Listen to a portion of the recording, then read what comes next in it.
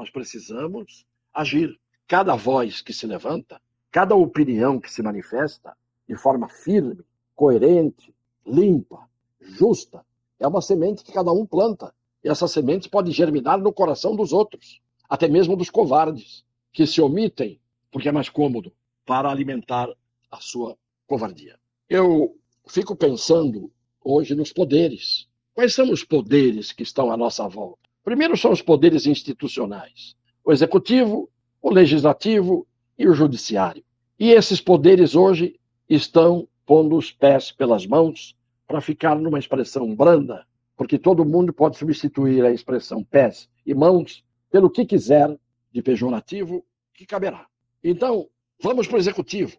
No executivo, nós temos hoje ministros que estão submetidos ao presidente, que têm a coragem, que muitas vezes eu chamo de desplante, não é coragem, estão acobertados, para estapearem a cara do povo brasileiro, com a complacência e a conivência do presidente. O presidente que se desdisse depois de ter dito o que já tinha desdito antes, numa sucessão de diz, não diz, diz e desdiz. Para onde a gente olha, onde está a atitude coerente com o exercício da vocação ou da profissão, que devem ser exemplares exatamente pelo privilégio que têm os membros dos poderes institucionais, a imprensa e tantos outros, de agir, pelo menos manifestando-se.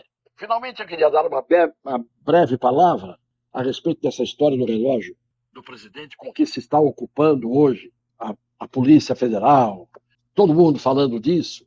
Eu só tenho a dizer o seguinte: eu procuro sempre aqui falar de acordo com o direito, e não me interessa contra quem ou a favor de quem eu tenha que ficar. A Portaria 59 de 2018 dizia que joias dadas ao presidente da República eram pertencentes ao presidente, fosse quem fosse. Quem revogou essa portaria era de 2018, quem revogou essa portaria 59, não falando mais isso, de que joias, bijuterias, objetos de toalete, etc., que tudo isso pertencia ao presidente, quem revogou isso foi o próprio ex-presidente, em 2021. E aí não houve mais portaria e não há lei que diga o que é e o que não é o tal objeto personalíssimo de quem está na presidência. Muito bem. São as pessoas que estão falando, hoje os palpiteiros, que de direito não entendem nada, ainda que diplomados e certificados por títulos.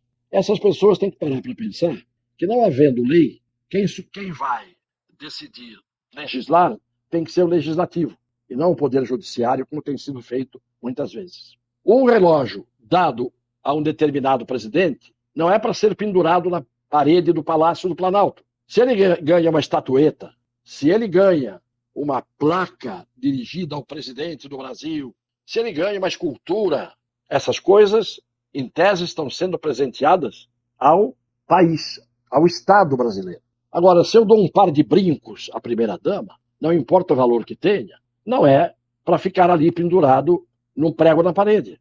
Então, se havia uma portaria que dizia que determinados bens pertencem ao presidente que os recebe, isto é óbvio. Que aquilo que é de uso pessoal não é dado para o Estado, é dado para a pessoa.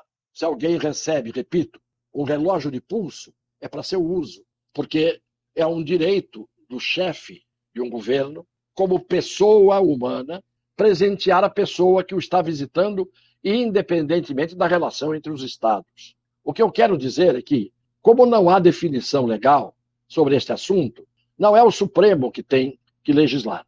E aí eu termino falando do pior dos poderes. Um poder ao qual eu pertenci, com honra, com orgulho, está lá o meu nome. No lugar do meu nome tem uma palavra que me define: credibilidade, que eu sempre tive no exercício do meu mandato. Então eu quero dizer que o poder legislativo hoje é um verdadeiro câncer que está corroendo as instituições brasileiras e os poderes do Brasil. E por quê? Porque como todo poder emana do povo, e como quem está lá está eleito pelo povo, e só eles, do Congresso Nacional, foram eleitos, além, é claro, do chefe dos executivos, todos os parlamentares eleitos representam o povo. Portanto, quando o parlamentar não legisla, não exerce as suas funções, se acovarda, se omite, está traindo e apunhalando o povo que o elegeu. E o povo que permite isso e se acovarda diante deles, e disso, claro, que lá há homens honrados, de fibra e de valor, mas que talvez, mesmo sendo a maioria, não são os que têm mais força e mais voz, esses têm que dar a sua vida para cumprir o seu dever. E o povo tem que dar a sua para dar a eles, além do voto que deram, o apoio que eles precisam para cumprir o seu dever. É isto, e apenas isto, que eu queria deixar aqui para a reflexão de todos. Um beijo no coração das pessoas de boa fé.